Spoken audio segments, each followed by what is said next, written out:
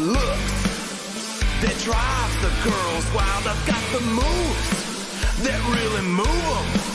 I send chills up and down their spines. I'm just a sexy boy. I'm not your boy toy. I'm just a sexy boy. I'm not your boy toy. I make them hot, I make them shiver. Their knees get weak whenever I'm around. They see me walk, they hear me talk. I make them feel like they're on cloud nine. I'm just a sexy boy. Oh, I'm not your boy toy. I'm just a sexy boy. I'm not your boy toy. Ain't your heart out, girl? Hands off the merchandise.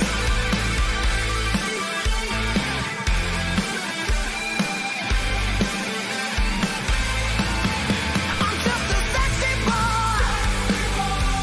Oh, I'm not your boy toy.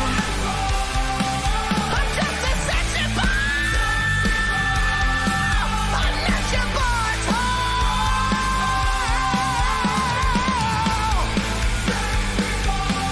Oh, I'm not your boy toy. I'm just a sexy boy. Oh, I'm not your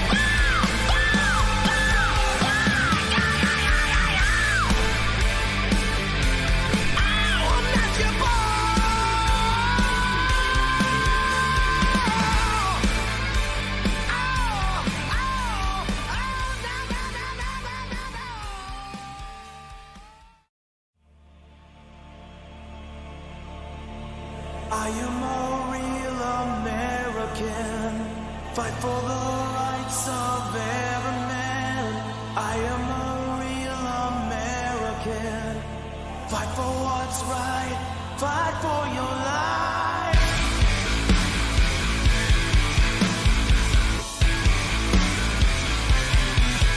When it comes crashing down and it hurts inside,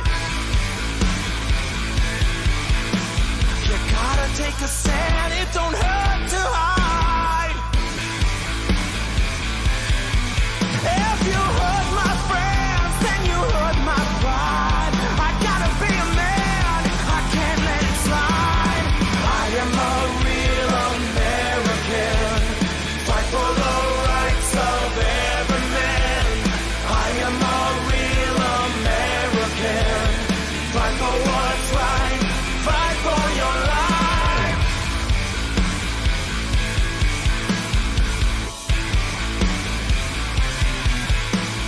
I feel strong about right and wrong, and I don't take trouble for very long. I'll get something deep inside of me. Courage is the thing that keeps us free. I am a real American. Fight for the rights of every man. I am a real American. Fight for what's right. Fight for your life. I am a real American. Fight for the rights of every man. I am a real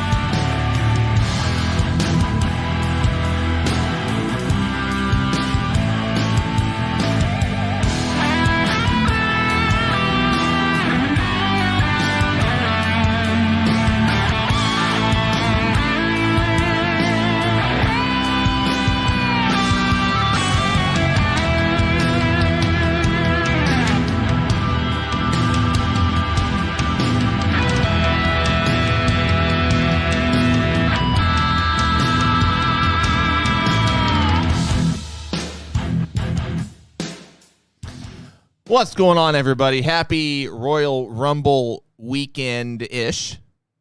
Hope everyone's having a great start to your Thursday morning. This is the Going Broadway podcast. Alex and Cole with you as always. Cole, what's going on? Good morning, everybody, and welcome to the greatest wrestling podcast ever. We have way too much to talk about today, and it's probably going to be a more condensed show today as well. So, way too much to talk about. Way too much to talk about. As always, not enough time to do it, but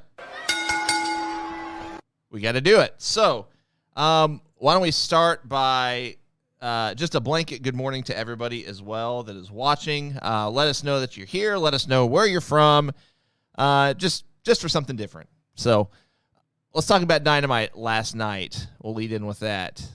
Overall, I thought the show was decent. I actually thought it was maybe their best Dynamite they've had. Notwithstanding a few things, best Dynamite they've had in a couple months. Let's talk about the negatives first. I didn't think they needed to brand it Beach Break. I didn't see the point in that, although I have a theory that ties into maybe why they did that. I'll share that at the end. The Cody-Sammy match I thought was really, really good, but I thought the ending was just kind of anticlimactic. I thought they actually could have given them more time. I mean, didn't care for the women's match. I just actually didn't watch it, to be honest. I stepped out of the room during the Inner Circle 2.0 Garcia match, and I guess they're teasing a Jericho Inner Circle split, maybe. I don't know. All that to say, I'm kind of just bored with that storyline. Like that storyline, I have no interest in it whatsoever. And then, while it had some good spots, I thought that the Lights Out match was very tame for a Lights Out match. But all that withstanding, this should tell you how not great Dynamite has been lately. I thought it was probably their best show in 2 or 3 months, notwithstanding all of those things. I mean, let's talk about the main event. Danhausen's now in AEW.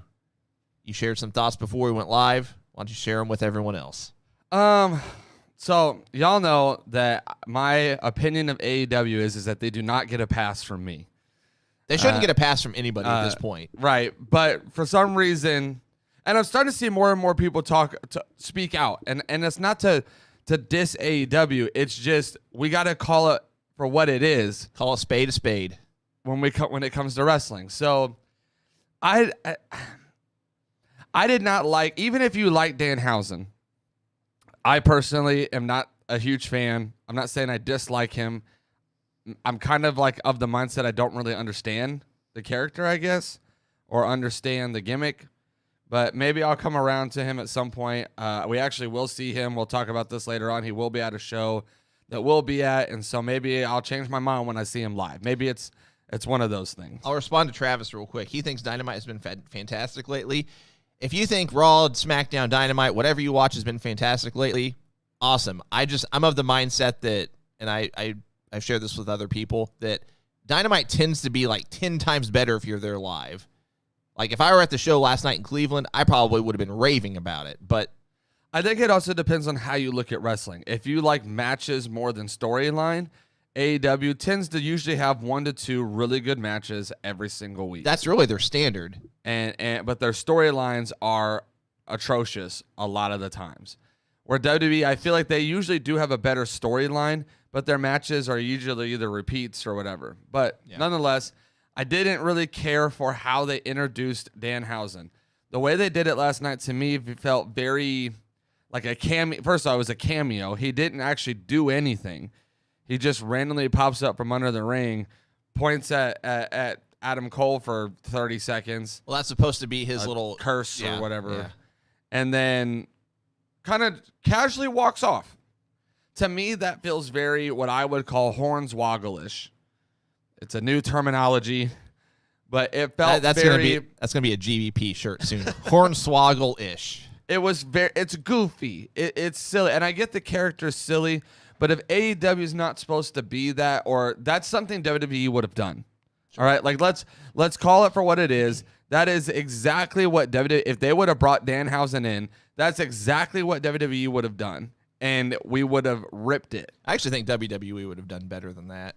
Maybe it still would have been goofy.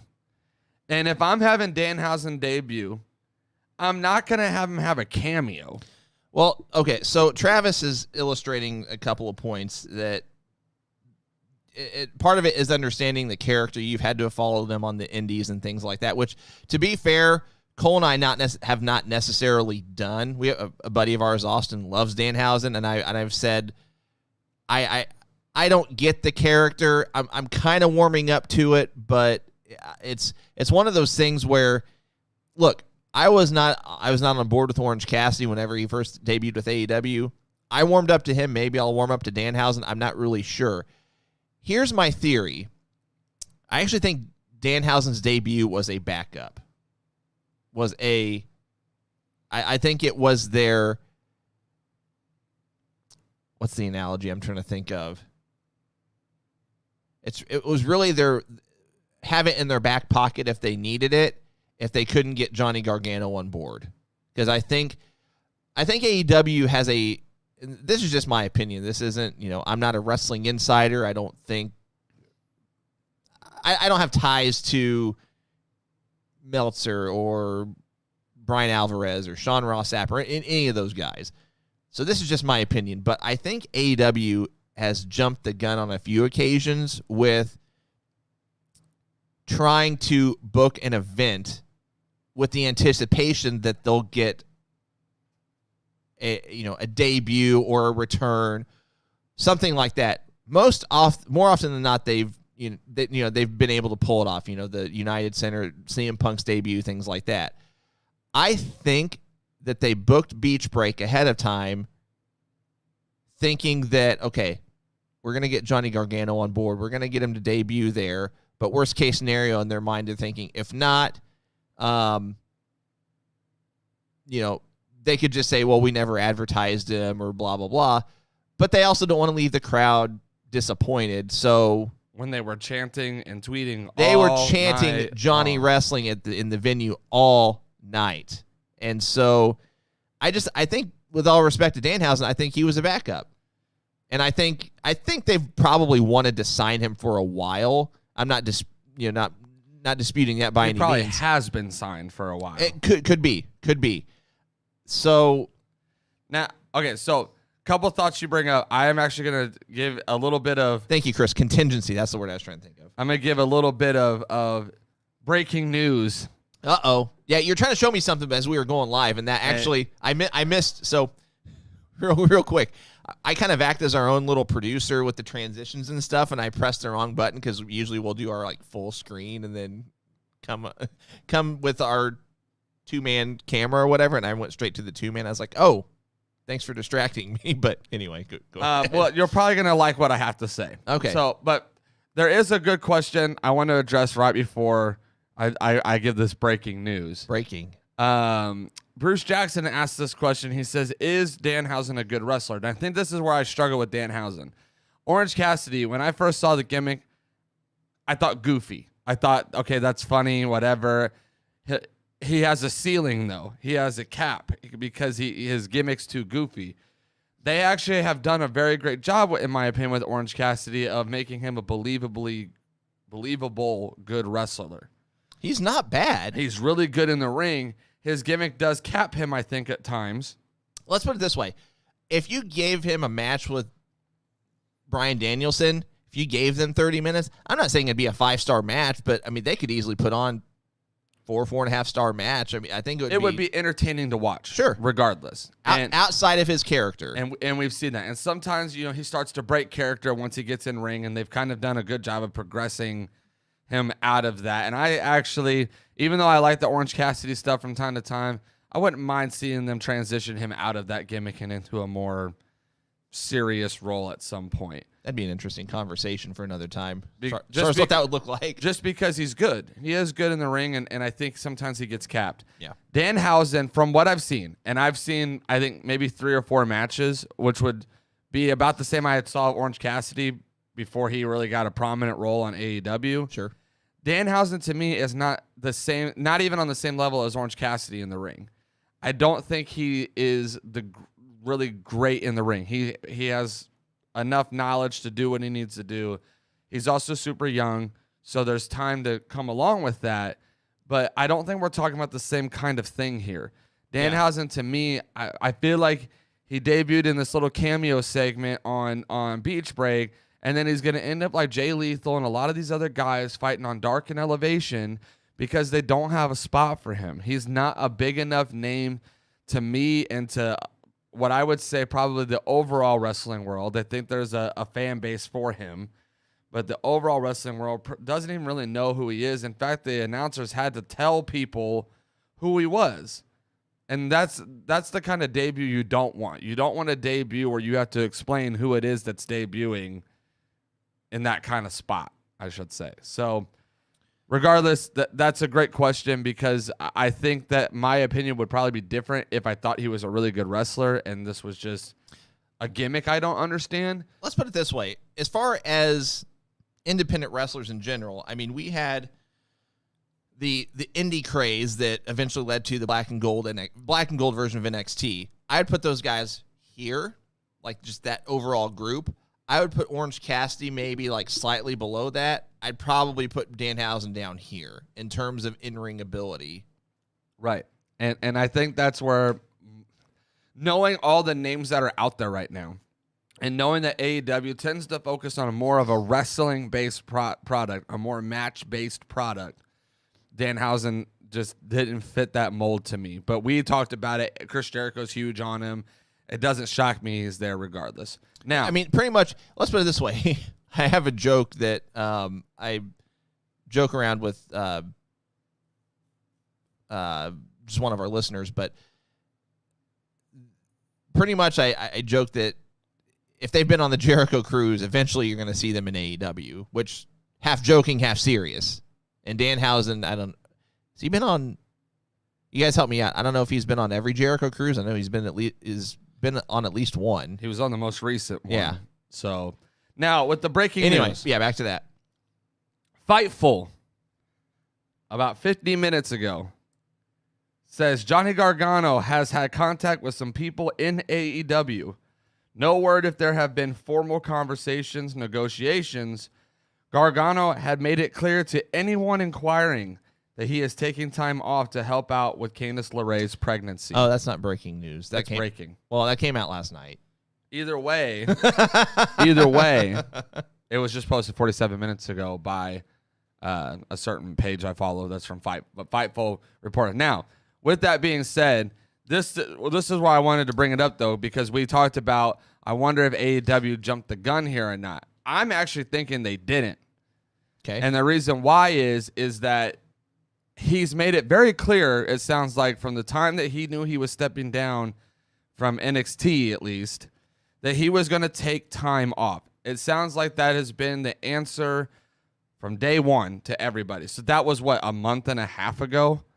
Ish. Something like that. So, and even before then, I'm sure that was already decided upon even before that time because they had a big send-off for him and everything. So it seemed like they knew what was going down. And all parties, I think, involved know what the answer is there. I think the problem is they already had Cleveland booked as a place to go to, and they knew people are going to think Johnny's going to debut here because everybody else has.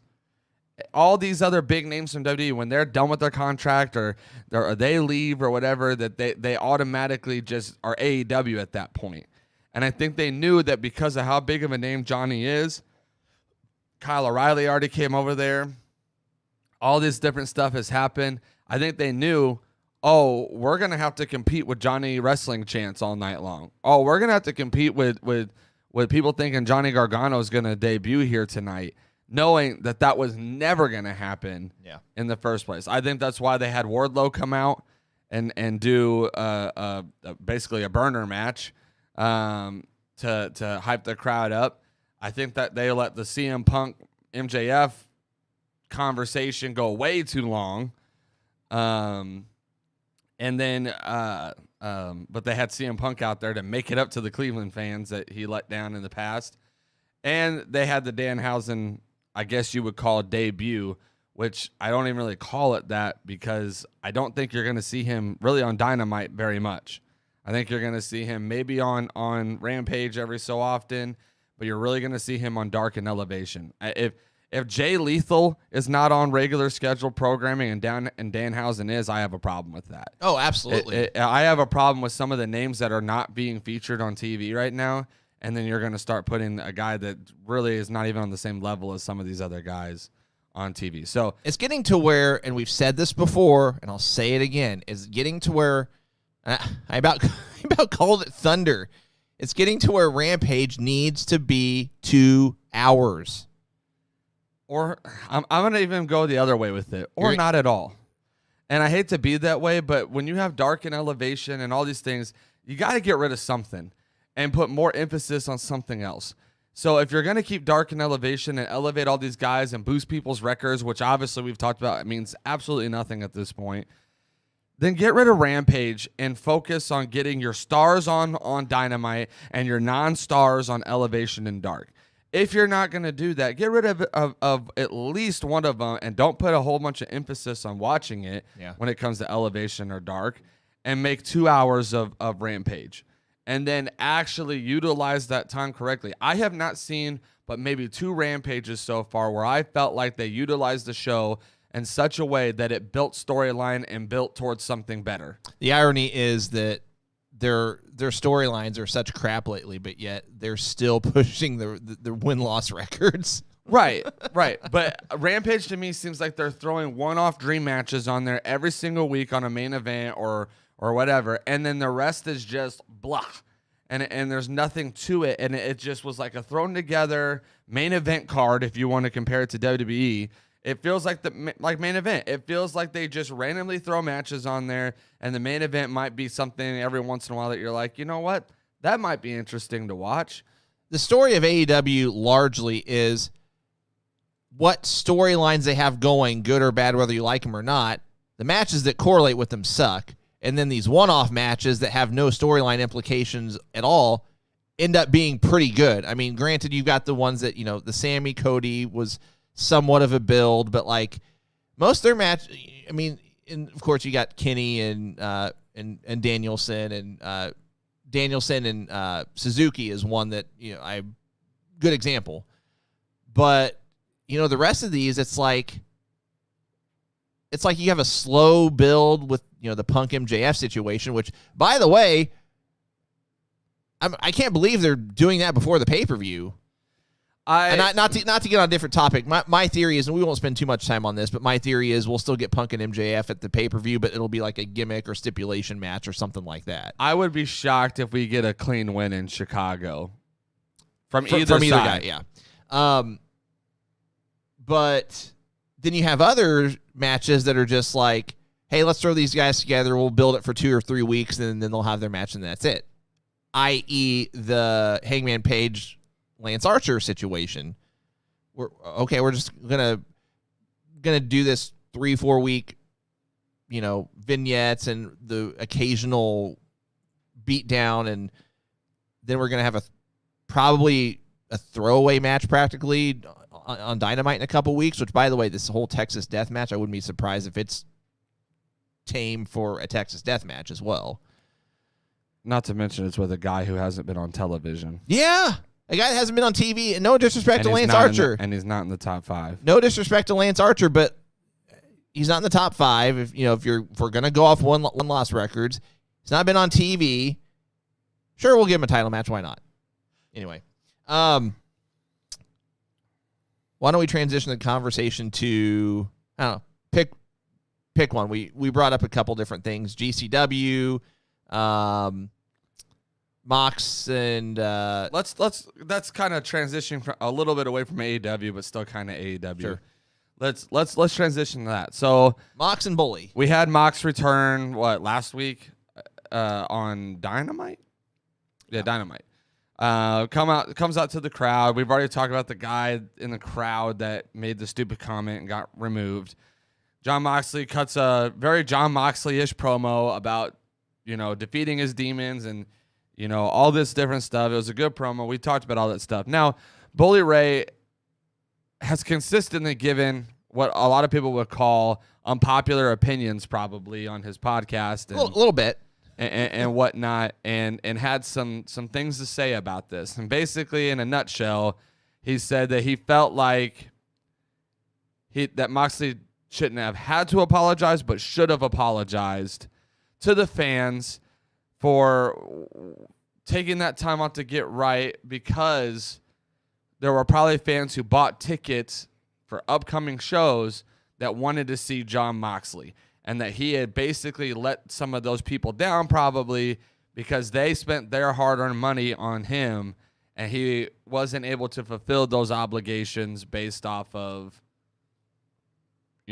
taking care of his personal needs.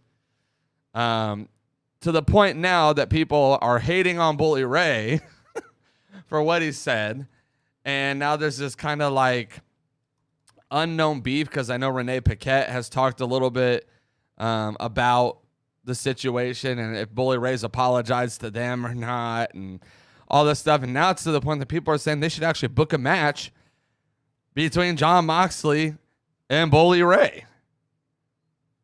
I don't know if I want to see a match, but I actually am interested to hear some thoughts here on what Bully Ray said and how we feel about it. Because, and I'm going to share my thoughts, and mine might be an unpopular opinion as well. I don't agree with how Bully Ray said it, but I understand what he's saying.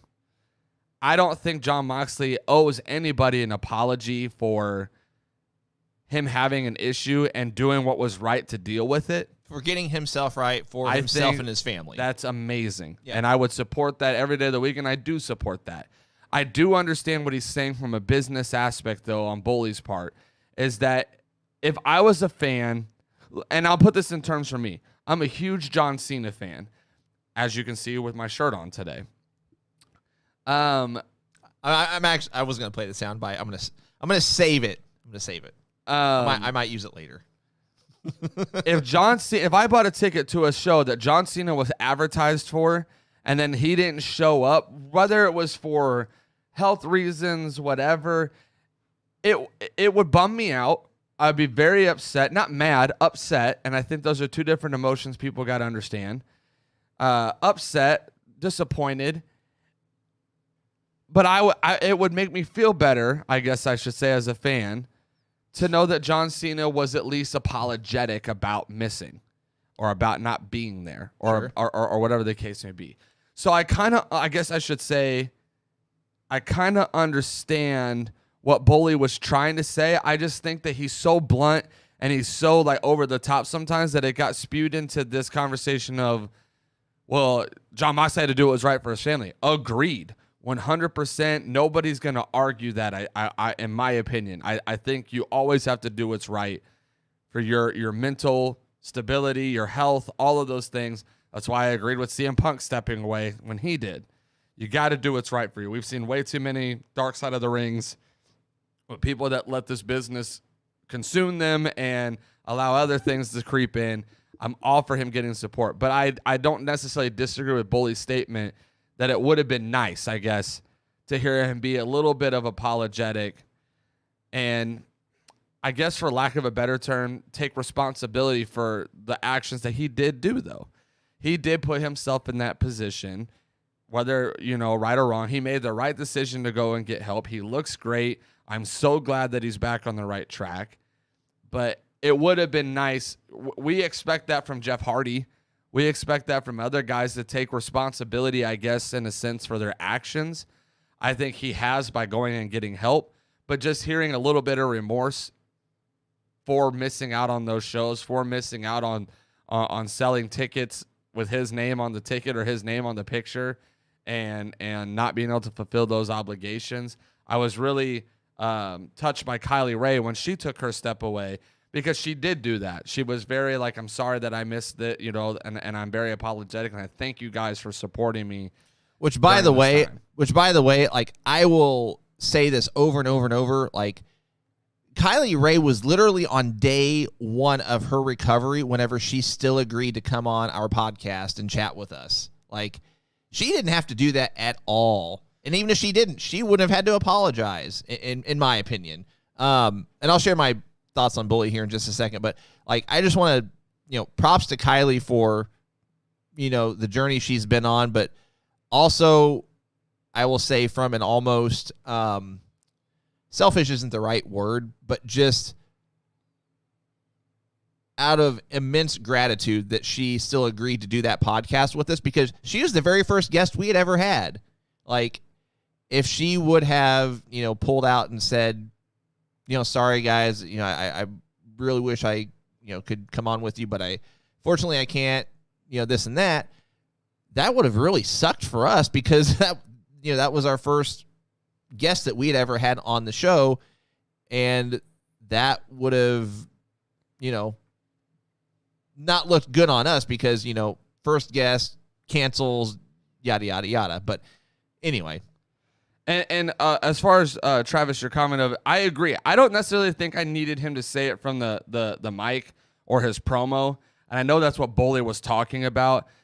A tweet, a promo that's aired on YouTube or something. I just think, as a fan, if Jon Moxley is your John Cena, for that comparison, right? There's a little boy that was really disappointed, that was in the crowd that night. One of those nights he missed, that really wanted to see him, and that's why mom and dad spent their money to go see Jon Moxley. That's why I think I understand. Whether Bully, and you said Bully might have done it for cheap heat or whatever, whether that's the case or not, the point still is that I at least can understand the point, and I don't really know why Bully's getting attacked so much, other than how blunt that he said it. Because the point is not a bad point to make if you're talking about the situations that, yeah, people probably did. He's one of their top talents. People probably did buy tickets. I got people that I know personally that would only go to an AEW show to see Jon Moxley. So if that was billed like he was going to be there, or you knew you would get to see him, and then he was a no-show for whatever reason, just hearing an "I'm sorry" or "I apologize" to those, whether it's in a text in a text form of Twitter, Instagram, whatever, I think that was the point that was trying to be made. And I don't need one, but I understand what was being said. And I think that's my point here, is that I don't think people are really trying to understand what it is that Bully said, is that I don't think Bully has a problem with Jon Moxley at all as a person. And I think if you hear Bully's interviews over the years, I think he would be all for supporting Jon Moxley getting the help he needed, and I think he was actually pretty vocal about the help side of things. I think his main concern is from a business aspect, it's not a good look to have one of your top stars go down and then really not have taken any time to say something to the fans that he may have let down or disappointed. I would be a better word. My issue with Bully's comments is, okay, we got to kind of dissect it a little bit. Part of it is just his overall delivery whenever he is doing their Busted Open radio. He just has an aggressive, in-your-face, not pulling punches type delivery. Right. That's just how he is. I don't necessarily think it was done for cheap heat. I think it was just a topic that they discussed. It's come up for obvious reasons. Here's my issue with it. I'm sure Bully Ray himself, whenever he was an active talent, I'm sure he missed an appearance or two. Possibly more. But I know one in particular that he missed a House of Hardcore show. I mean, this has been 2014, 2015, whatever. Same situation. People bought tickets. He got pulled last minute because he was with TNA at the time, or Impact, whatever they were called at that point.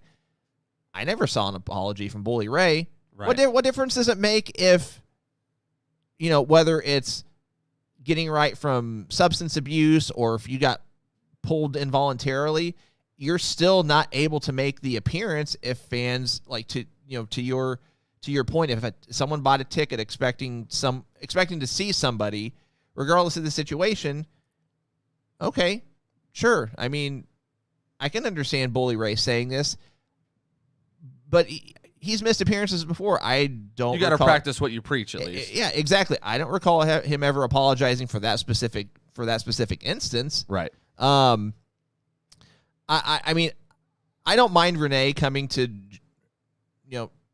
John's defense. I mean, they're married. That's understandable.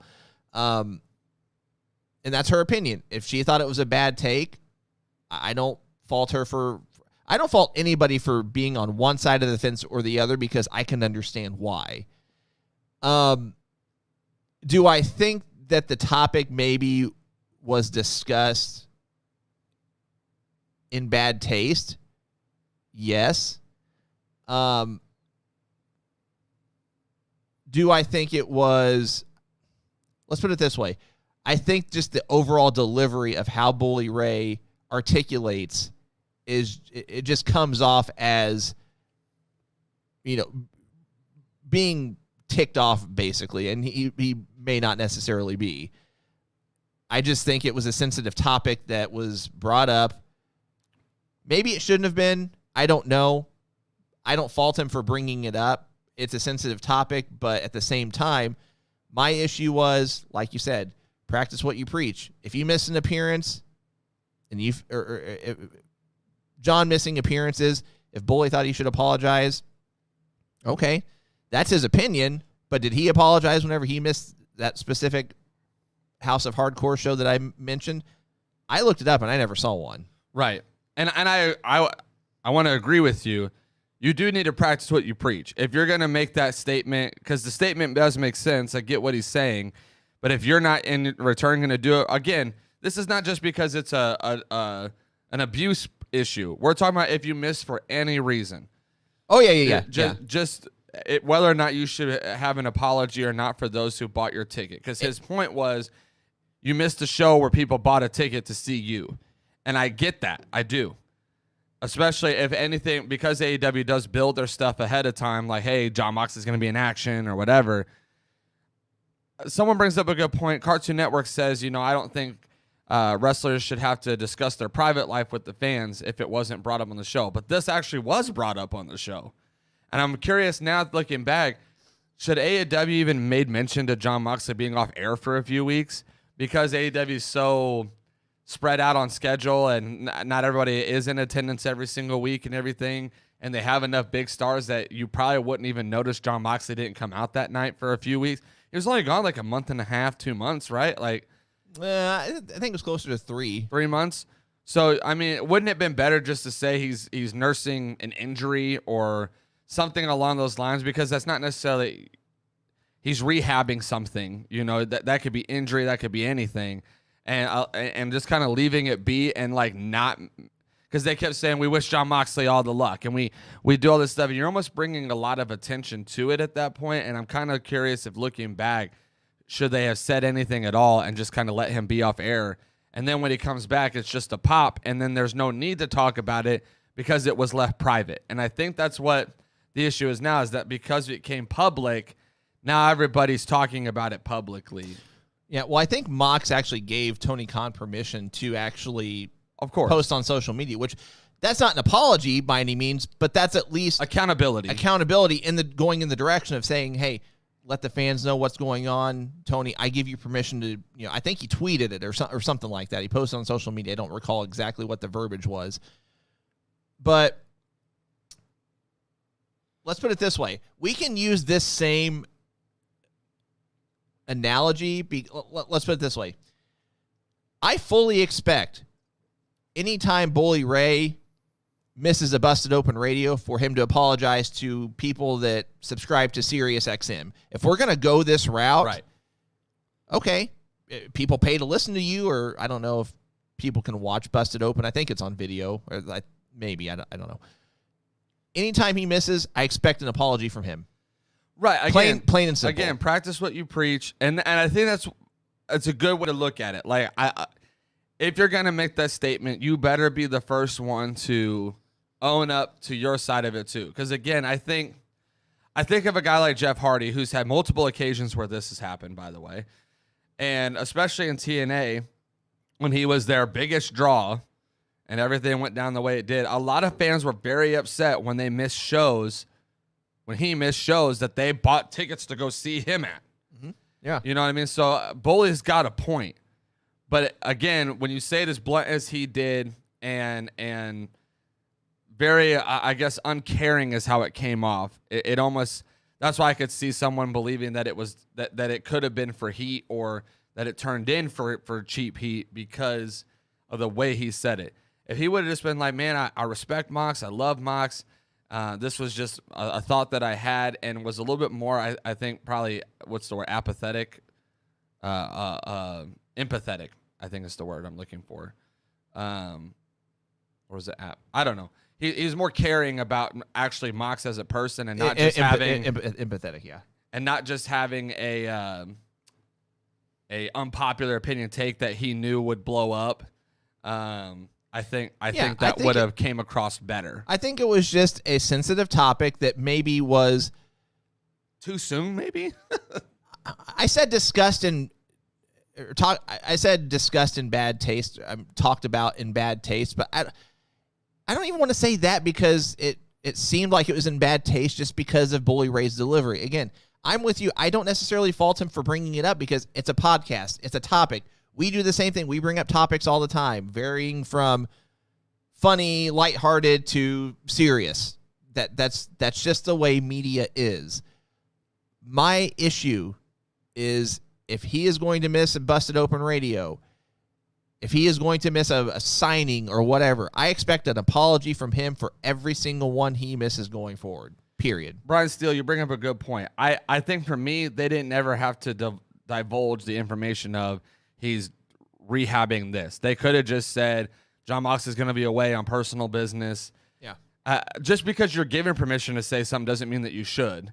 And I think this is those little brand new company kinks that they still don't really have a grasp on how to handle it. I don't think WWE would have ever divulged any kind of information like that on anybody. I do know they did the whole comeback story for Jeff Hardy, so you could kind of say they bring in those real life problems, and they've done several storylines about Jeff having a drinking problem after that. But and the other thing I wanted to say too is that, to my knowledge, Mox wasn't advertised for any specific appearance. I mean, it's Dynamite fluctuates week by week. I mean, it may have been more of one of those your local show. So, for instance, when WWE is getting ready to come to St. Louis, your Facebook, your Instagram, your stuff starts to blow up because it's an event that's coming to your area. So it may not have been something that wasn't necessarily advertised on TV, but it might have been heavily advertised in that person's area. I don't know because I don't live there. I bring this up because there was, whenever Rampage was here in November, and I'm trying to recall who it was. Someone was advertised. There was a big name that it wasn't advertised. It was just on the promo, on the flyer, poster, right. Whatever, and they weren't there. But I mean, I didn't think anything of it because I know how AEW is. I know that week to week, we just might not see them, which is a good point. Again, I've not, because I didn't really pay much attention to have an opinion on it now.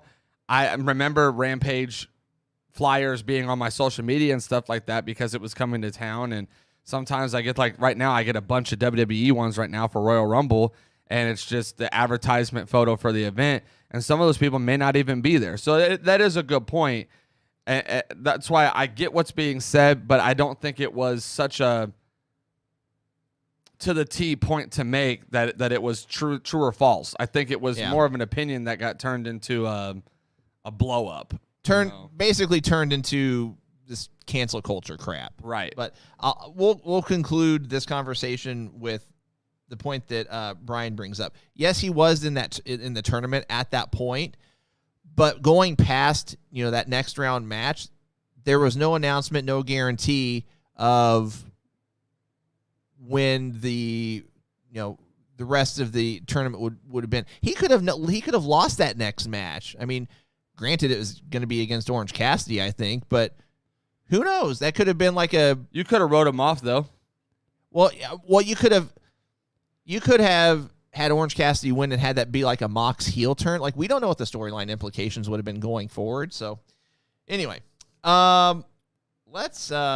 Rachel says, if Bully thinks Mox needs to apologize and maybe Roman should apologize for leaving to fight cancer, Mox has nothing to apologize for. I mean, to be fair, Roman did apologize. He did, yeah. Several times on social media and on TV. He did a whole promo where he apologized. So, like, that's my point, is that I get what he's saying, because there are some people who have come out for whatever reason, medical, whatever the reason was, they at least made a tweet, a post, whatever. And I get that's not Jon Moxley's character. Like, there's all these different aspects to it. Look, he could have done something for, like... Have Renee apologize for him. I don't care. I know a big thing is, guys writing an article for The Athletic or Players Tribune or whatever. Like, could have gone that route. I mean, still... He wrote a book. He can, he could have written an article for one of those and still been in character. I mean, and again, I'm kind of indifferent on whether he should have apologized or not. That wasn't my point. Me personally, same. I don't really care that he did or didn't. I just can at least understand what was being said. Yeah. Is my point. Yep. All right. We're going to transition. Who you got for Wrestler of the Week? So I think there's only one. I went back and looked at all the wrestling this week, and the only person I could put a name on was Sammy Guevara. Yeah, that was mine also. I don't think the Lights Out match to me was not very good. I'm just gonna be real. Had some cool spots. Like the end, I thought Adam Cole was done. I thought it was okay. I actually, because it's an unsanctioned match, that win, that means absolutely nothing. Yeah. So Adam Cole is still technically undefeated, which I kind of figured that when they announced it as a Lights Out match, Orange Cassidy was getting the win. Yeah, they're definitely going to progress that going forward. That I didn't really lose. Blah blah blah. Right. So I had a feeling that was going to happen. So that match was more predictable for me. I didn't really know who was going to win this Sammy Guevara Cody Rhodes match, because Cody Rhodes had literally just won the belt like 2 or 3 weeks ago. If you would have made me like predict, like if you would have twisted my arm and made me predict, I actually probably would have said Cody. Yeah, and it was starting to kind of look that way, but Sammy hit a lot of cool spots. The only one that I was a little upset about was the what I would call a misfire on the ladder spot that Cody was laying on the ladder.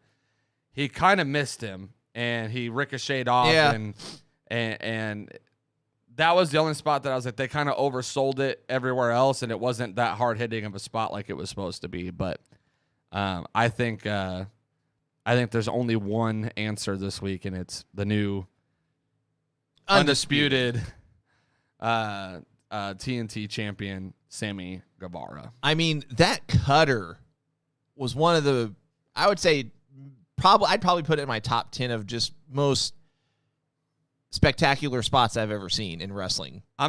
He will probably go on like the top 10 like wow moments of wrestling this year, and it's just now January. Yeah, like that. That was a really great spot. I mean, just the execution, and credit to Cody because he had to play a part in that too. But just Sean Ross Sapp on Twitter said, the Fightful page said, that move was a work of art. It really was. Like if you go back and just watch that clip over and over, that was just, I mean, they couldn't have executed that more perfectly. So, all right. We unfortunately didn't get to this segment last week, so we're going to talk about it today. So this is our subject to change segment where we discuss a championship or two across all promotions, all brands that we think might be subject to change. Now, we probably won't tackle WWE because the Rumble is Saturday, and we want to save those specific predictions for later in the show. Why don't you go first? Because I'm curious to see, because I've got 3 in particular. I want to see if any of mine match up with yours. I will say this. Spoiler, none of mine are AEW. Yeah, like I struggle because one of mine would have probably been the TNT title. I didn't see Cody holding it very long. But that one obviously changed last night. So real quick, I should have said this earlier. I actually thought Cody was going to win last night, but then they would have had some kind of like insane, spectacular gimmick match or They would have done something at Revolution, and then Sammy I would would have have won saw it then. him lose it at Revolution. That would have been my thought. Yeah. I'm gonna kind of agree with you though. I don't really see a whole lot in AEW. The Jurassic Express just won the tag belts, and even though that probably wasn't the plan, I'm sure because they're such a favorite tag team that they're not gonna lose them quite yet. I don't see Sammy dropping right away with him just winning. They seem like they're really going to push Jade Cargill to the moon and back on this TBS champion. She's not losing that anytime soon.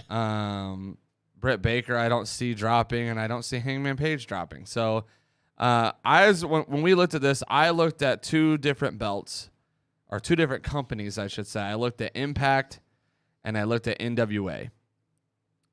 And I actually would not be shocked if you see Trevor Murdoch lose the NWA World Heavyweight Championship to Matt Cardona. Yep, that was one of mine to the T. I like the storyline they're doing with Matt Cardona. Mike Knox kind of shocked me. We haven't seen Mike Knox since the rebranding of ECW. It's been a minute. So maybe he's done some indie stuff that I'm not aware of, but I think I like the whole, NWA needs lights and it needs, fireworks and pyro and all this stuff. Like, I like the whole Matt Cardona trying to come in and all this stuff. And I think him as a champion there, whether you like Matt Cardona or not, Matt Cardona is ruling the wrestling world right now. He is showing WWE for a second time that he is that guy. He got himself over on the internet, got himself a spot on TV. They gave him his little time in the sun. Got him off TV, and now he's been a major champion in every company. Before I say this, I want to make sure I'm not spoiling anything. Hold on just 1 second.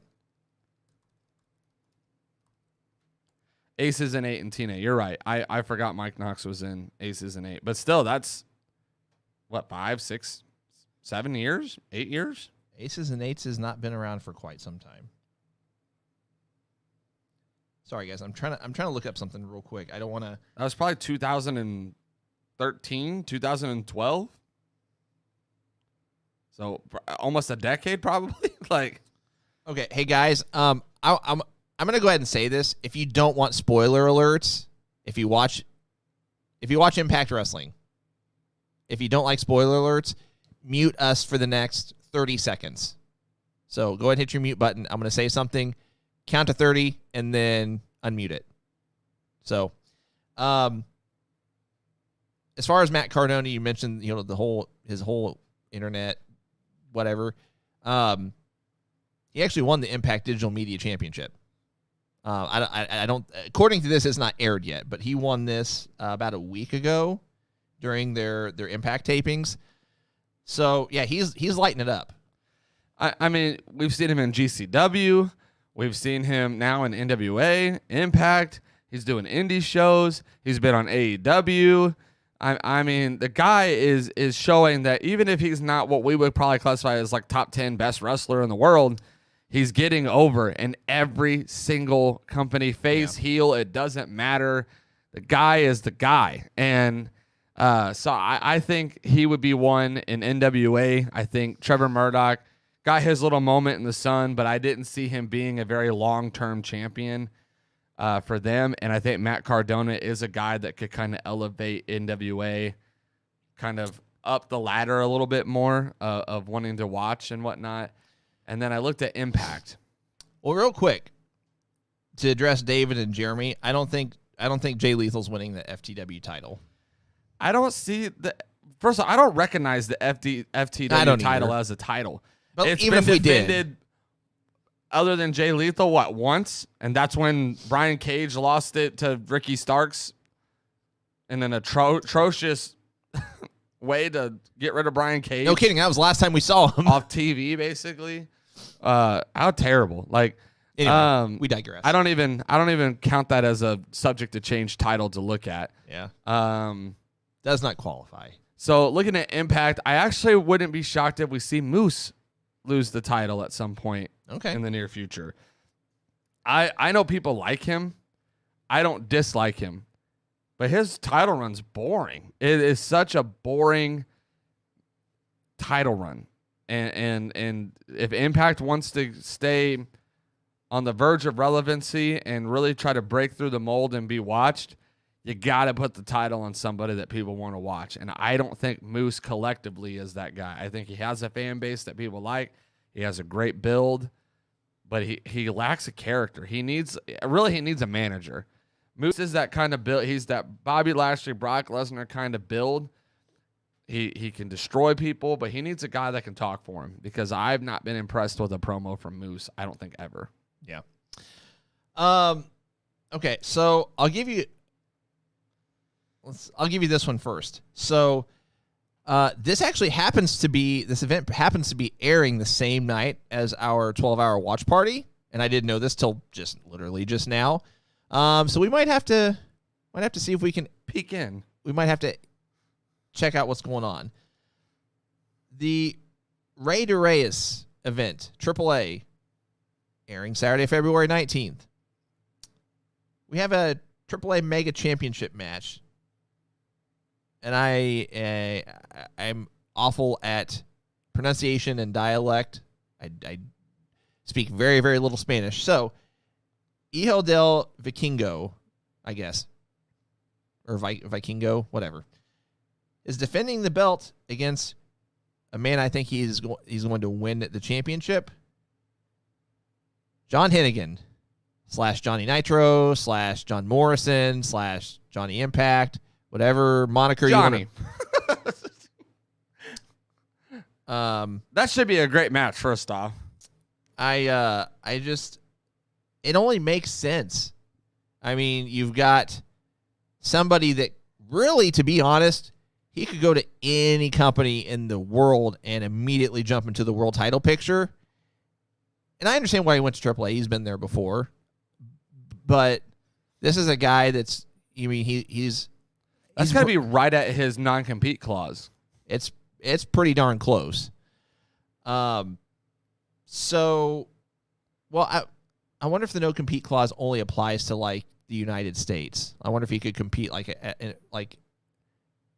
know. I'm pretty sure it's a non-compete clause for any company. Maybe. I don't know. Regardless, I think John Hennigan wins that championship. Again, that's February 19th, same night as our watch party. So I might see if that's airing on Fight or something. I mean, I'm sure we can get English commentary for it. I don't know. Specifically for that match, at least. Maybe we just might pop in for that match. Depending on the timing and such, because we got some guests. We've got guests that we'll be having on with us. So time pending, we'll see. Now, another championship, the AAA Tag Team Championship, currently held by FTR.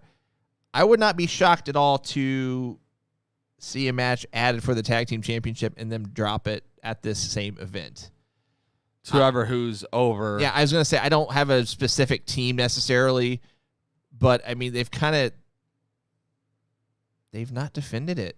Maybe once, twice at the very most. This is the negative to the Forbidden Door, is that you get these cross-branded titles and you get them on people that we'd love to see hold and do different things, Right. but then you don't get it defended, or the storylines start to lack and slack because they're not around. Yeah. So literally the day after his no compete clause ends, the day after he was released, November 18th.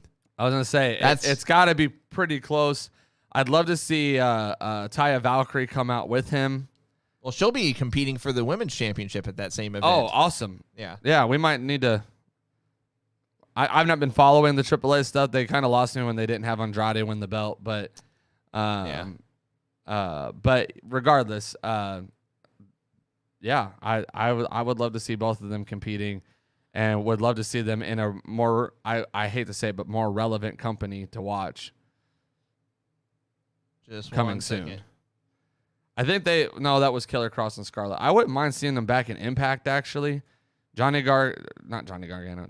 Impact might be the guy to put the belt back on in Impact to kind of make them a little bit more relevant. But I don't think we've seen him wrestling. NWA would be cool. I think Johnny and NWA would be a cool thing as well. Yeah. Did you do all three of yours? I only really just had the 2. Oh, sorry. I don't know why I assumed you had 3. So I really just had the 2 because a lot of the other ones either have already changed that I would have said or might be WWE related. So, all right. Well, moving right along. Promotional consideration paid for by the following. Guys, this is the point in the show where we tell you a little bit about our podcast, where you can find us, where you can buy our stuff, as well as to let you know what's on the horizon for us. So, we are on all social media platforms. They are scrolling across the bottom of your screen as we speak, so you can check out those links. Please be sure to like, subscribe, hit the notifications button when we go live. In a couple weeks, I think two weeks is going to be it. So this week, 2 weeks counting today, this week and next week will be the last times we'll be streaming to Facebook and Twitter. Moving forward, after that, we will be exclusive to YouTube and Twitch, at least as far as our streaming goes. So be sure to join us on YouTube and join us on Twitch as well. If you only want to do one of them, I would recommend Twitch because that's where we do a lot of our exclusive watch parties as well that we don't do on YouTube. But as far as our normal weekly podcasts, a couple more weeks and then we're going to phase out Facebook and Twitter, at least as far as the streaming aspect of our show. You can check out our site, goingbroadwaypodcast.com. We do have our merch up. Our shop is up and running, has been for quite some time. So go get your purchases in. These are our current Saturday Night's Main Event tribute shirts. They are $19.99 plus taxes and shipping, for a t-shirt, $39.99 plus taxes and shipping for a hoodie. They do come in the red, white, and blue scheme that is familiar for you old school fans that remember the Saturday Night's Main Event logo. And they also come in our podcast colors of green, gray, and black. So if you're interested, check out goingbroadwaypodcast.com, click on the shop, and you can purchase those. I'm wearing one today. Guys, I cannot stress enough how comfortable the hoodies are. They're super soft. They're not super, they keep you warm, but they're not like super heavy, if that makes sense. So, yeah, can't put it over enough. And not to mention, you're supporting us, supporting the show. We sincerely appreciate it. We do have a Patreon page as well, patreon.com/goingbroadwaypodcast. We've got 4 different tiers for you to choose from. If you'd like to become a monthly financial supporter of the show, we humbly and greatly appreciate any support that you offer us, whether it's financial, watching our show, commenting on our social platforms. We can't say enough how much we appreciate it. So, some cool stuff we've got coming up, and I'll do these in date order. So we've got our very first off-site podcast coming up on Sunday, February 6th. A local indie promotion called Glory Pro Wrestling has been gracious enough to allow us to do a live podcast from the venue prior to the start of the show. Bell time is at 3 p.m. local time, so that's 3 p.m. Central time. We will go live. We're saying 2 p.m. Central time, so that'd be 3 p.m. Eastern, but we're going to go live really as soon as we can get set up, as soon as we get, our technology, so to speak, up and running. So that might be closer to 1:30, 1:40 p.m. Central time. So just make sure you hit the notifications button on whatever platforms you join us on so you'll be notified when we go live, regardless of when that might be. We do also have our special 12-hour stream coming up that I mentioned previously, Saturday, February 19th, noon Eastern to midnight Eastern. Twitch only. So be sure that you have a Twitch account, twitch.tv/goingbroadwaypodcast.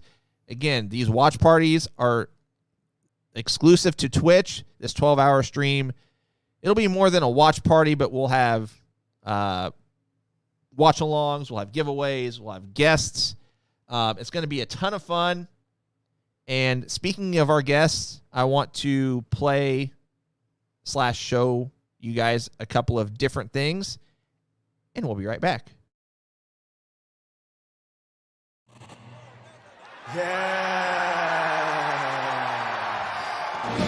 yeah! Woo!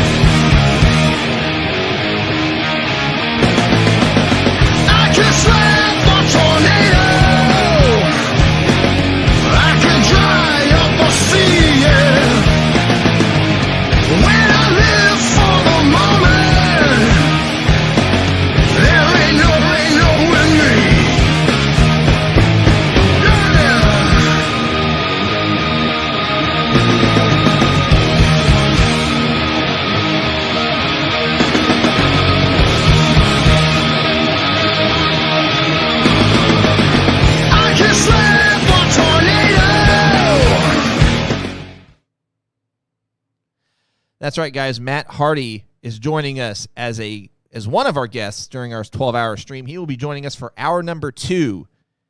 He'll be joining us at 1 p.m. Eastern, noon Central, so you're not going to want to miss that. We do also have a couple other guests that we want to announce. We've announced her previously. Kylie Ray will be joining us once again during the 12-hour stream. This will be hour number 10 at 9 p.m. Eastern, 8 p.m. Central. So we're very excited about that. Just one second, guys. And as promised, press. I'm failing today. Press the wrong button. As promised, guys, we are going to now announce our third confirmed guest. Actually, we have a few confirmed guests, but this will be our next announcement. Our next confirmed guest that we are proud to announce for our 12-hour stream is none other than the premier athlete, AEW's own Tony Nese will be joining us for hour number 8 of our 12-hour stream at 7 p.m. Eastern, 6 p.m. Central. So I'm really looking forward to that, being able to discuss his current run in AEW, his run in WWE, just anything and everything Tony Nese. So I'm super stoked about this 12-hour stream, guys. I mean, it's going to be a lot of energy drinks and fruit snacks and A lot of door dashing. well, but no, I mean, if you can't stay for the entire 12 hours, obviously we don't blame or begrudge you, but pop in and out for, specific segments that you want to check out, specific interviews. We're not going to promote ahead of time when we're going to do specific segments, only when we're going to have specific guests. We want to do our best to convey when they'll be on. But besides that, I mean, like I said, we're going to do watch-alongs. I mean, someone in the chat just said that Elimination Chamber is also on the 19th, so we might have to Which is a Saudi show. So depending on when it airs, it might be like 10 in the morning, 11 in the morning, somewhere in there. So we might either pop in and out on that, or we might just watch it after it's aired, somewhere in between all of our guests that we have on. And we'll have to wait and see the timing of it. I mean, we might lead in right with that, again, depending on timing. It depends on when they air. I'm trying to remember when Saudi shows air, but they're usually at like 9 or 10 in the morning is when they start, I think. I just cannot remember off the top of my head, but should I tell them about my little idea that I had? I was getting there. So, okay. But, I mean, go for it. Okay. Share. This is going to be part of our 12-hour stream. This is going to be a cool new segment. We're going to start it on our 12-hour stream. We're not going to finish it. But Alex and I are going to be doing a fantasy pro wrestling draft, if you will. It's going to be building our entire brand from drafting 12 male superstars, or 20 male superstars, 10 female wrestlers. I think there's 5 tag teams, a GM for it, certain amount of managers, certain amount of part-time wrestlers, certain amount of announcers, broadcast team, the whole 9. Championships. What belts you're going to have, the entire thing. I have poster boards that my wife has so graciously offered to help make because my handwriting is absolutely atrocious. But we're going to have poster boards set up for it. So we're going to be kicking off our fantasy drafting for that during our 12-hour stream. And we'll be drafting our male roster. And so basically it's going to be like any fantasy football draft or anything you've done. Alex and I will flip a coin or we'll do a randomizer to see who gets to pick first, and we cannot pick the same people. And so it'll be one of those, a lot of time we've done our lists and stuff before, and we've had similar names. So this will be kind of a thing where Alex and I are going to, on the fly, have to pick who we would. We're going to have to do extensive prep ahead of time and have backup plans and backups to the backups. So once the whole thing's done, we'll have graphics posted online, and we're going to let you, the viewers, vote and decide who built the better company or which company you would watch more of. Yeah. So it's going to be fun. Yeah. And just special shout out to our wives, Cole's wife, Ashley, for helping out with that. Shout out to my wife as well. She's going to be designing some new backdrops in due time for Cole and I both to use.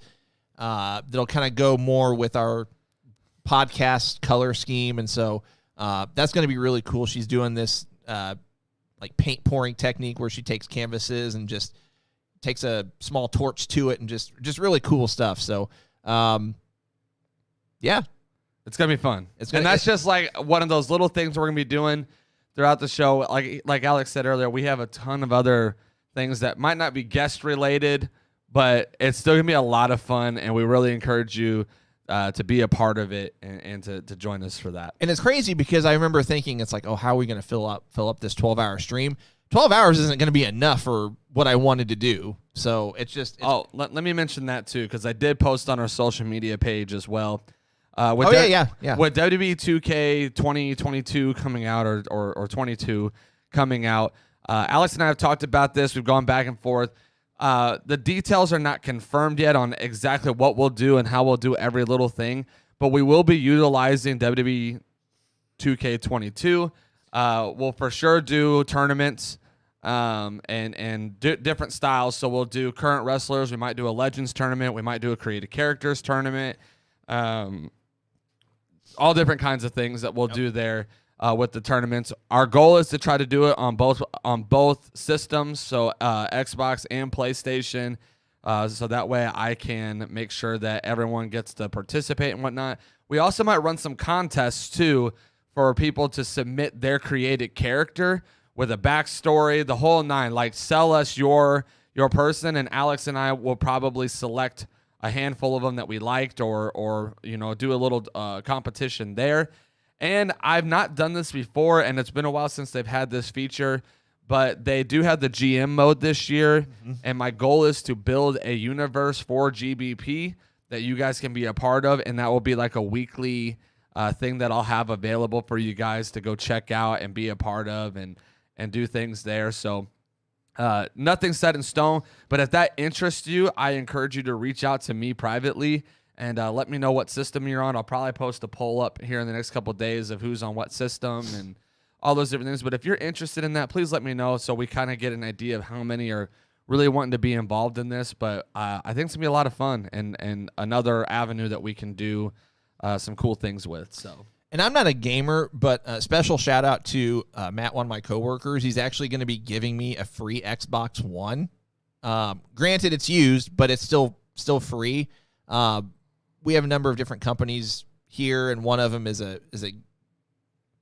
gaming company that they run live tournaments and everything, but they have since gone a different route with doing most of their gaming online, so they have a bunch of these Xboxes that they just can't and don't use anymore. And so I actually wanted one because, again, I'm not a gamer. I'm old school N64 type guy, but someone said, and I know we're getting off topic, but this is our show. We can do whatever we want. Someone said that they're re-releasing GoldenEye for Xbox, and I was just like, okay, I'm all over this. I got to figure out a way to get one. And so fast forward, I will have an Xbox. So, again, I'm not much of a gamer, but you might see me. We'll be popping it, and this is a whole nother reason why you're going to want to follow us on Twitch. Oh, all absolutely. Right? Because this will be another avenue that we use solely just Twitch for. We might post some things to our YouTube every once in a while of a recap match or things like that, but we'll be live streaming all of the matches. So when we do a tournament, your match will be live streamed on our Twitch channel. So you'll be able to see, people can tune in and watch matches. If you're in the tournament, you can scout matches and see what people are doing and all that good fun. And we'll encourage people to watch and to tune in and to cheer on their favorites and whatnot. So it'll be fun there. So you're going to want to follow us on Twitch for that and be a part of our Twitch for that reason as well, because all that's going to be aired through our Twitch stream, and it's going to be a lot of fun in that regard as well. So first thing I see when I sit back down is Chris says knives only. Which I'm assuming is to GoldenEye. That's GoldenEye, yeah. You can pick like different settings where it's... I played on GameCube, I think is what I played. One of the James Bond's games. Oh, okay. On GameCube. Yeah, I don't think it was GoldenEye, but no, my favorite was the proximity mines where people, you just lay them and people walk on them. And anyway, neither here nor there. You can tell how long it's been since I've done any sort of relevant gaming. Just when they think they got the answers, I change the questions. All right, guys, this is the point in the show where we take your questions. This is our fan mail segment, and we got some time. We'll take a handful of questions. So there were some submitted ahead of time. I do want to get to those first. So let's see. Chris asked a Rumble related prediction question, so we'll get to that. David asks, if you became a pro wrestler, would you want to be a face or a heel? I think I'd rather be a heel. I think it'd just be more fun. I'm going to say face. Okay. And the reason why is I think it's so much harder these days to be a face than it is to be a heel. So you want to be a face because it's harder. Yeah. Okay. I want the challenge of being the face. Because nowadays, you literally, even if it's not good heat and it's like go away heat, you can still be a heel. But I feel like if you're not a good face, you can't get over. Like if people aren't actually like behind you in such a way that it doesn't really like it doesn't really matter. You really got to actually get over as a face. Yeah. This is an interesting question also asked by David, which by the way, guys, we only had a few submitted ahead of time, so get your questions in. We'll try to read them on the air. David also asks, who should Sammy's next feud be with? Sami Zayn, Guevara. Okay. Who should it be with, or who is it gonna be? Because those are very two different questions. Well, let's tackle both of them. Who should it be with? Let's tackle that one. Who do we think it should be with?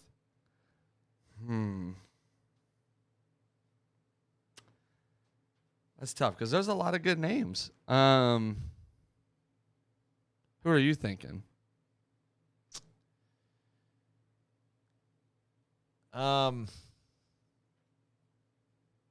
Selfishly, I think they need to circle back to Jay Lethal, but I know they're not going to do that because now they've got him with the whole Team Taz deal. Again, that's just for selfish reasons. If I pick someone who I think should be that's more realistic in terms of storylines and such, I mean, I'd be all right with Ethan Page or Scorpio Sky. Scorpio Sky was scouting out during their match with that dummy from America Top Team. That dummy? Yeah, I don't really care to know it. Dan Lambert. Which, by the way, why is he in the promo now with Lance Archer and Jake Roberts? Did you see that? Not to get off topic. Because he was involved when Lance Archer attacked Hangman. No, I get that, but I think it's stupid, but Yeah. I understand why he's tied to it, I guess. Anyway. Scorpio would be interesting. If I'm going to go off something storyline based, what about Chris Jericho?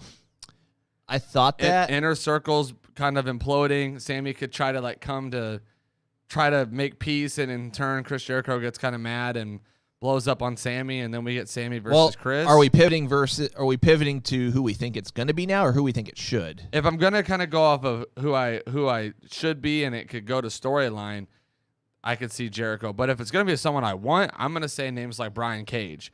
I'm gonna say names like guys who aren't getting television time that I believe should be. I got one for you, and this would be interesting given like where he has been lately with the whole box over his head. Kip Sabian. If we want to look at guys, these guys are technically tag team, but I wouldn't mind seeing Kyle O'Reilly in that picture. And honestly, if they're not going to put Adam Cole in the title picture anytime soon with Hangman, I would be totally okay with an Adam Cole versus Sammy Guevara TNT title match. Okay. Wouldn't shock me if they go CM Punk after this MJF stuff either. Yeah, I think it's a matter of time before Punk becomes heel. So let's see. What do we got on the chat? That was all that was submitted ahead of time. Was a slower week for questions submitted in advance. Let's see. What do we got? David also asks, what do you think of this idea? Have someone from the Forbidden Door look like they go into the business for themselves and win, but play it like they went. Wait. Basically, I think what he's saying is someone go through the Forbidden Door and actually win. And I think he's talking about the Rumble and play it like they went into business for themselves, but reality it would be in storyline. So someone that basically we're saying they actually are signed to WWE Well, not even necessarily signed to WWE, but just someone that There's no way they do a Forbidden Door that's in storyline that they're not signed to WWE. No, I agree with that, but I don't think that's what he was saying. Okay. But So no, I you're- agree with that. So we're saying in a fantasy world, someone who would come through the Forbidden Door that would be in business for themselves, kind of, but it would be in storyline is the question. Yeah. And we're supposed to say who that person would be. No, not necessarily. I think he was just asking what we think of his idea. Oh, well, if they're not signed to WWE, I don't think the idea works. No, 100% agreed. I don't think it does. Any other company, yeah, but if we're specifically making it WWE with the Forbidden Door, you're lucky to see Mickey James in it. You know what I mean? Like Yeah. the Forbidden Door is going to be a cracked door, not a wide open door. Let's see. All the questions are coming from David. When Cole wins the Rumble, are you picking Roman or Brock? Neither. Picking Dana Brooke with the 24/7 title. I knew you were going to say that. You do realize you could challenge for that anytime you want. Just grab a I referee. could, but I want to be that guy that actually I might go for the tag belts, or I might go after Shinsuke Nakamura because he never defends it. Get that thing on pay-per-view. Okay. Let's see. Steven suggests Kenny to challenge for the TNT Championship. I think we're a long ways off from getting Kenny back. It'll be a minute. Let's see. We're getting people asking about Forbidden Door predictions for the Rumble. We'll tackle that during the Rumble predictions themselves. If you could book a Forbidden Door, this question comes from Cade Wilbur. If you could book a Forbidden Door Royal Rumble from the 80s, who would be your top 5 guys from so it'd have to be guys coming from like NWA, AWA, WCCW, etc. This is kind of more up my alley. I don't know if you necessarily have any input on this. I like the question, but without research of who was where at the time, I don't even think I could give you one. I mean, Forbidden Door Royal Rumble from the 80s, you really'd have to pick a specific year, too, because, I mean, you had guys that were still jumping back and forth. I mean, Flair was never in the WWF in the 80s, so naturally you'd have to pick him. Let me think. 1980s. Because I'm going to leave out guys that, were in WWF for, however long, like Arn Anderson, Tully Blanchard, they were there, so I can't really throw them in. I could if I were given a specific year in the 80s. Like if it were, 1987 or 88 maybe. Yeah, if it were 88. But late 80s, 85, 86. So the problem is there was no Rumble until 1980. No, 1988 was the first one. Okay, let's see. I'll just do this real quick. Ric Flair.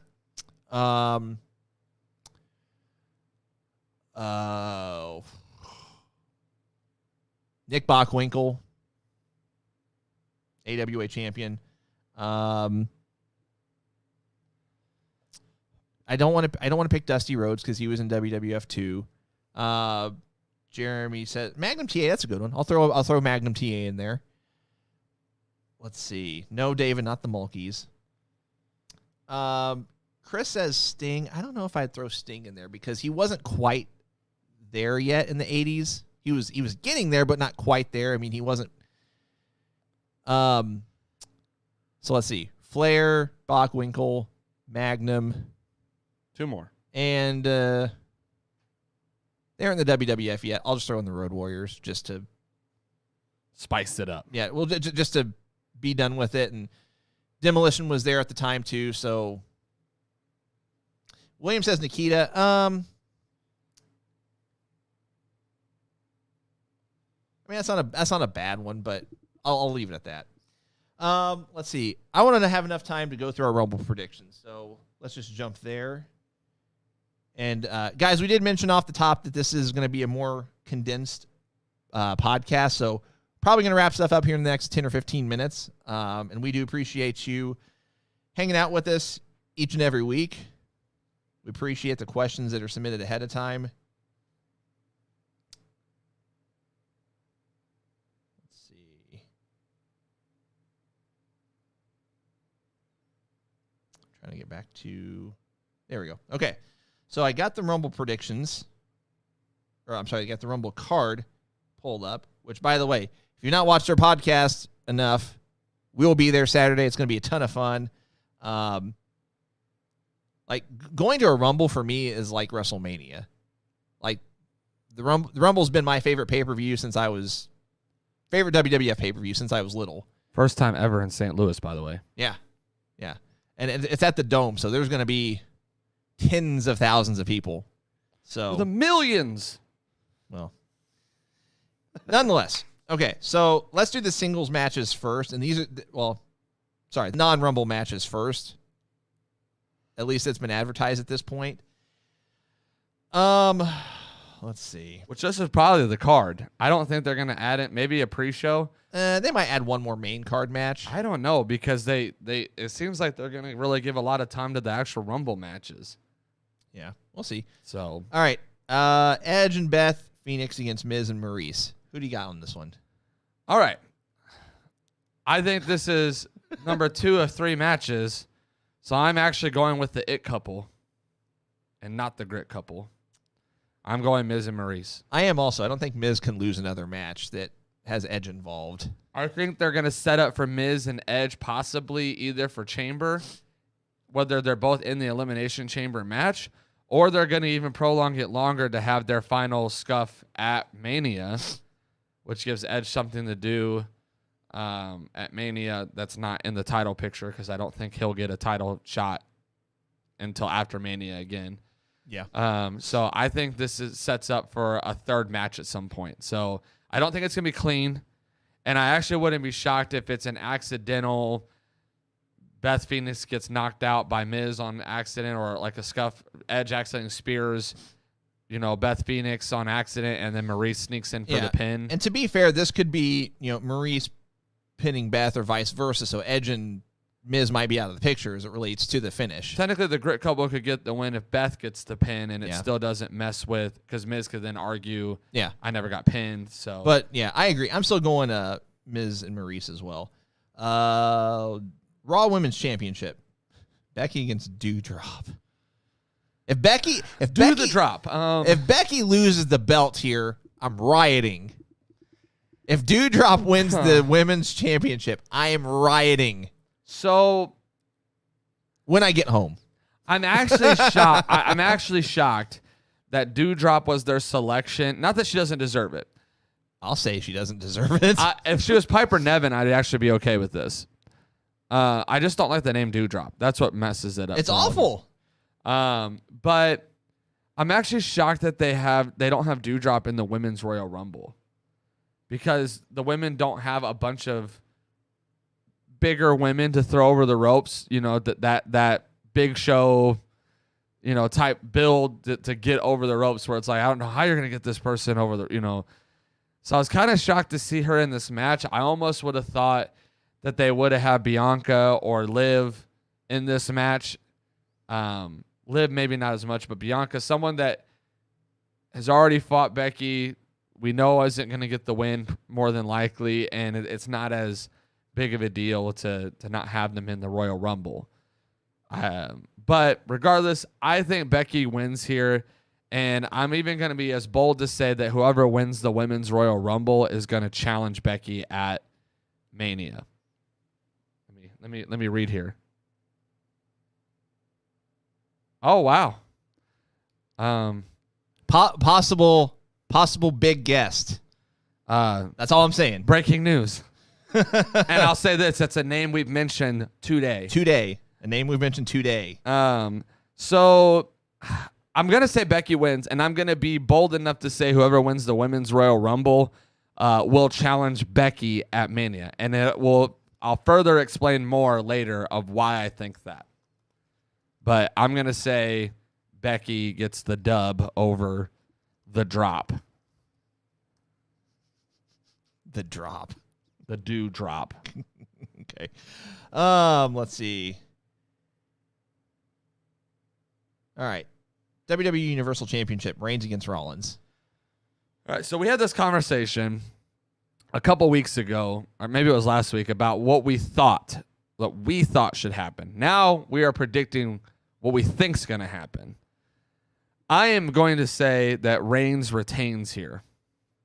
Reigns retains. Roman Reigns will retain over Seth Rollins because there was an avenue that we did not talk about last week that has me changing my thought process completely on the whole storyline between Brock and Roman, and that is the subject of Elimination Chamber. There's a whole nother pay-per-view that could easily have a title change that somebody doesn't even get like a clean pin or lose the belt in such a way that hurts them. Yeah. And so I'm going to say Reigns retains here. I'm going to say Reigns walks out the belt, which any championship match we predict, I mean, it could be a DQ finish in favor of the challenger, but our prediction is solely based upon who walks out as champion. And I agree. I think Reigns walks out as champion. Could be a DQ, count out, whatever. Could be a dusty finish, schmoz, whatever. But I agree. I think Reigns walks out as champion as well. Lesnar defending the WWE Championship against Lashley. Again, we had this conversation, and I'm still sticking with my answer. Brock Lesnar will retain over Bobby Lashley. Yep. We will see one of these two belts defended at Elimination Chamber. I don't know if it'll be Roman or if it'll be Brock. I would actually be more inclined to think that it'll be Brock in the chamber because it's a Saudi show. Probably. And so I'm going to predict, not going to say who yet because I don't know who's in the chamber match, but I'm going to say Brock retains here and he'll lose the belt at the chamber. Okay. Yeah, I agree. Lesnar walks out as champion here as well. Okay. Women's Rumble match. We're not. Well, okay. Let's do this. Let's do this one thing at a time. Women's Rumble match. Who do we think will debut, return, Forbidden Door, whatever, anything and everything? And I'll preface by saying this. So far, we've got 22, right? 21 women's entrants have been announced as of this morning. Nine entrants that we're unaware of, and a lot of the legends so far have already. I think all the legends have been announced. Let's put it that way. I mean, I hope so. We've already got Lita, Michelle McCool, and I say legends, but returning people. Legends. Summer Rae. Did you say the Bellas? The Bellas. So I think there's that. I think we got the rumor that Ronda Rousey, they're saying has been confirmed from a lot of the reports I'm reading. So it wouldn't shock me if Ronda Rousey is in this. It would not shock me if we get returns like Bayley, returns like Asuka.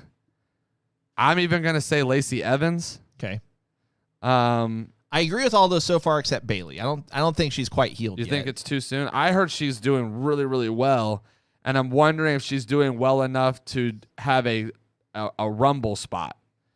We're talking very bare minimum, take it easy, take it light kind of thing. So those are the names that kind of stick out to me. I wouldn't be shocked if we see a couple of NXT. We'll see Raquel. I think Almost we'll see guaranteed. Raquel. I think we might even see Dakota Kai. Possibly. And it wouldn't shock me just to get eyes on NXT if they have Mandy Rose come out from Toxic Attraction. But there's that. And I'm even going to say one that hasn't been named yet that could possibly get named this Friday night, Sonya Deville. I think Sonya Deville might end up actually being in this match. Could be. And kind of doing the power struggle, power authority type gimmick or whatever you want to call it. Let's put it this way. As far as returns, Forbidden Door, whatever, we know that the Iconics / Inspiration will not be there. They were invited though. They were invited, but they declined. Right. All names you mentioned, I agree with. I think I'll throw out one or two more. Melina, possibly. It's a good one. Who's the other one I had in mind? Oh, I'm going to go to the chat because maybe one of you guys said it already. Molly Holly. That's a good one. There was one I was thinking of, and it's... I don't think we see. Oh! Trish Stratus. Trish Stratus, I could see. I don't think we see Kairi Sane. No, I don't think so either. Paige is an interesting one. I feel like she's got too much heat backstage. I don't know. All right. Well, we're limited on time. We got to pick a winner for these. Let's pick a winner for the women's one first. Then we'll tackle the men's in a couple. Oh, you would. I don't. The women's one, I really don't. I'm going to take a shot out of a cannon, but I want to hear yours first. I'm going to say Ronda comes back and wins it. Oh, wow. That is not what I thought you were going to say. I was toying between Ronda and Bianca winning it again. But there's a few names I like the idea of Liv Morgan winning. I'll be honest, I like the idea of Lita winning it.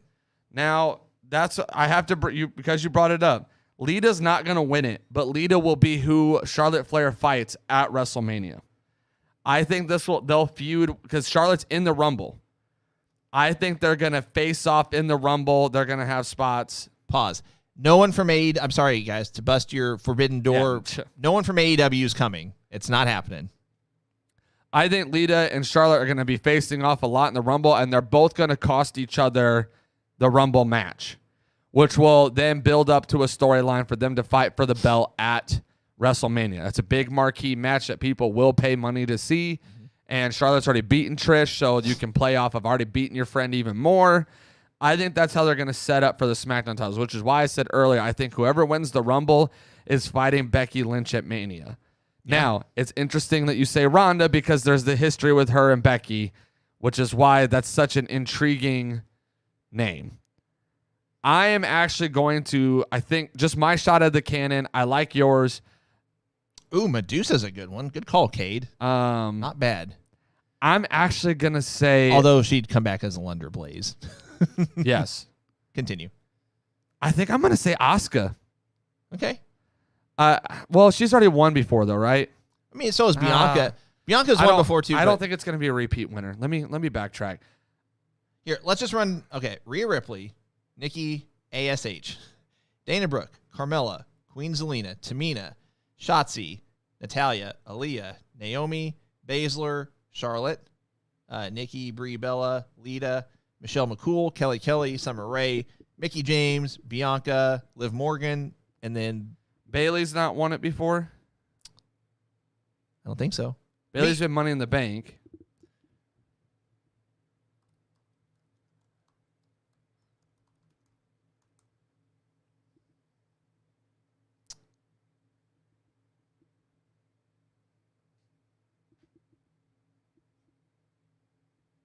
I'm trying to think. Okay, so Women's Rumble winners, Asuka, Becky, Charlotte, and Bianca.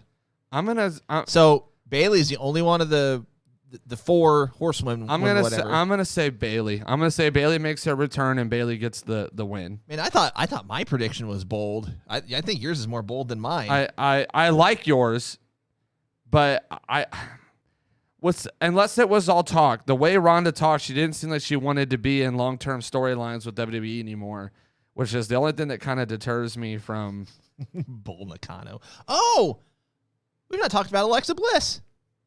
Alexa Bliss is a good one. I think it's too soon to put her in the Rumble or in the. See, I've not been watching Raw. I don't know how they've progressed with this whole. All they've done is had vignettes of her recovering. Well, yeah, but the way they're doing it, you would think she'd be facing Charlotte, which means that if she wins, she would be challenging the SmackDown champion, even though she's on Raw. So I know they've done that before. I'm just saying I don't see that happening. She'll probably be in the Rumble, but I don't see it happening. So I'm still gonna stick with Bayley. Okay. I think Bayley's my final answer. All right, we got to wrap this up in a couple minutes. So Men's Rumble, we'll do this real quick. Forbidden Door, returns, debuts. How many do we have right now? 22. 22 of 30. No legends announced yet, though? Negative. Everybody is Raw or SmackDown or Johnny Knoxville. So I don't see any more celebrities. I hope not. There's 8 slots left. I would venture to say we'll see probably two or three NXT. 2 or 3 NXT. I'm going to say 2 legends, and I'm going to say 2 returns of some form or fashion. Do you think we see any men's Forbidden Door? I'll just say real quick. I don't think we do. I'd be shocked if we do, if we see any. I think Mickie James is going to be it. I know they said they were open to it. The fact that you would think that they would have announced it like they did Mickie if they were going to. So I'm of the inclination that no, like I'm inclined to say no. Yeah. Like I'm thinking we'll probably see Santino Marella. Okay. That's a good one. I'm thinking maybe the Boogeyman. I'm thinking. Okay. You said Gargano earlier. So Tackle that real quick. There was the tweet that he put out saying, "I heard you guys loud and clear, and I will make it up to you guys ASAP." My prediction always was that he was coming back to WWE. Him doing the Rumble could be a one-off, and then he shows back up closer to Money in the Bank once he actually is content with helping Candice have the baby and do all his fatherly duties that he wants to do. So I wouldn't be shocked if we see Johnny Gargano. I think Tommaso Ciampa would be a name that I would venture to see. I wouldn't be shocked to see Braun Breaker. Braun Breaker, again, get eyes on the NXT product. I'm also going to say he was on SmackDown taping or backstage at SmackDown the other night, was on main event the other night. I'm going to say LA Knight. Oh, that's a good one. I think LA Knight might be in it. And other than that, as far as I'm trying to think of legends, Undertaker's going to be in attendance. We talked about possibly. Oh my gosh. If Undertaker comes out, like that will make the entire night for me. I've never been to an event with Undertaker and doing his entrance and everything. He's for sure going to be in attendance, which Yeah. we've talked privately. Is it too soon to have him retired, come back and do like a Rumble spot? Not if he's in there for 5 minutes or something. Kane maybe might be one you see, but I don't think we see anybody like crazy off the wall. I actually, because they've been on TV here recently, Jeff Jarrett, Yeah, I mean, Eric Bischoff. Well, we're not going to get Bischoff in there. Jarrett was in the Rumble, was it last year, the year before? So He was on SmackDown this past Friday night. yeah, I know, but I mean, we know he'll be in St. Louis. They're in the area. I don't know. Overall, I think it's going to be. Oh, Corey Graves. We didn't bring that up. Corey Graves is an interesting one because he's been cleared. What about Wade Barrett? Ooh, that's a good one. You want to talk about an announcers turn, wrestlers turned announcers? Pat McAfee. I'm just saying. Okay, we're running short on time. Let's pick some winners. Oh no! I gave you mine first for the women, so you got to give me yours first for the men's. It's going to be someone who's already been announced for the Rumble. Yeah, I'm going with AJ Styles. I'm actually going. Well, okay, AJ was my pick, but just for the sake of being different, I'll pick someone different. I don't think it's going to be Orton. They're not going to give the hometown guy I'd the be win. shocked. I'd be very shocked. Especially with the current storyline that he's in. I am. I don't know. For kicks and giggles, I'm going to go with KO. Not a bad one because if Seth Rollins went, there's that. So, Not a bad pick, but David says you're going to win. So yeah. By the way, Abel Comical, that's the Cash App, PayPal, and Venmo. If you want to send bail money to me, no. all of those are non-refundable. So if for some reason I chicken out, I'm just going to use it to buy pizza. But either way, that's for the bail money for when I become the 31st entrant. Bail money / his food and beverage fund for the Rumble. We are 8 rows back from the ring, so it's not a very far run for me.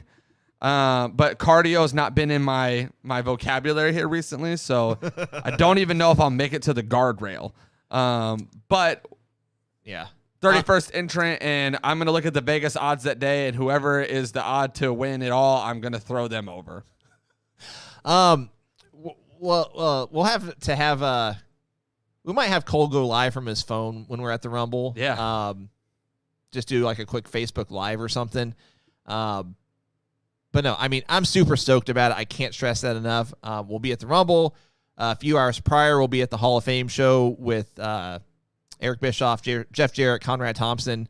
Just, I don't know, like 10 minutes south of the dome. So which side of the ring? We will be on the opposite side of the. So we're going to be like behind the announcers' desks. So if you're facing the ring behind the announcer's desk, we're going to be like to the left, 8 rows back. So, but no, I'm super stoked about Saturday. I'm super stoked about the month of February for our podcast. I hope you guys join us for the ride. I hope you enjoy the ride. But for today, it's about that time. Cole, any final thoughts? Guys, as always, thank you for watching the greatest wrestling podcast ever. We sincerely appreciate it. Super excited for this weekend. It's going to be a very fun weekend. I cleared my credit card to spend on anything and everything. We're going to have a segment next Thursday where you have your little merch show off or something. Coley hungry. Okay. I don't know. Wasn't that the merch thing that John Silver was doing? I don't know. Hungry. But either way, I'll have stuff. But speaking of merch, we have our Going Broadway podcast Saturday night main event themed merch that you can get. As Alex said, the hoodies are extremely comfortable. So you can go to our website. You can find all that stuff there. By the way, if you're going to be in the St. Louis area this weekend because you are also attending the Rumble, reach out to us. Let us know you're going to be there. We'd love to meet up with you. Take a picture. Sign your forehead. I don't know. Whatever you want to do. You'll have to provide your own Sharpie if we're going to do that. We'll be out there, and we'll be promoting our Going Broadway podcast merch that day as well. So yeah, I mean, even if you're not going to the Rumble or whatever, but you want to say hi, get a picture or whatever, we'd love to meet you. We'd love to talk with you. Just love to hang out. If you'll be at the Rumble, hit us up. We want to interact with you guys in person. If you're comfortable with it, if with COVID and stuff, if you're not comfortable with it, I totally understand. But no, just let us know. We'd love to chat, meet you, hang out, and we'll see you there. Well, so I'm super excited. Don't forget about our 12-hour stream, our event at Glory Pro. Those things are coming up, so you're going to want to stay tuned for that. Next week, we will announce another guest for our 12-hour stream, so you're going to want to be a part for that as well. So until next week, I leave you with your favorite thing in the entire world as we do another promotion segment. Not quite.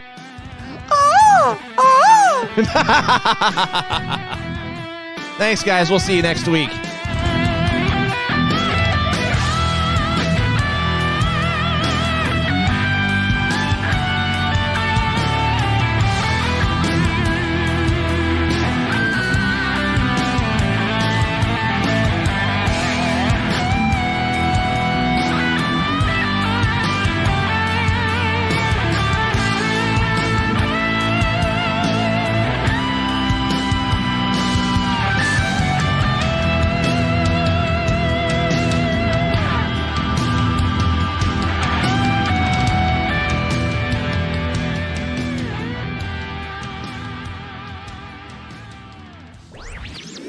This podcast was a presentation of LightUpMedia.fm.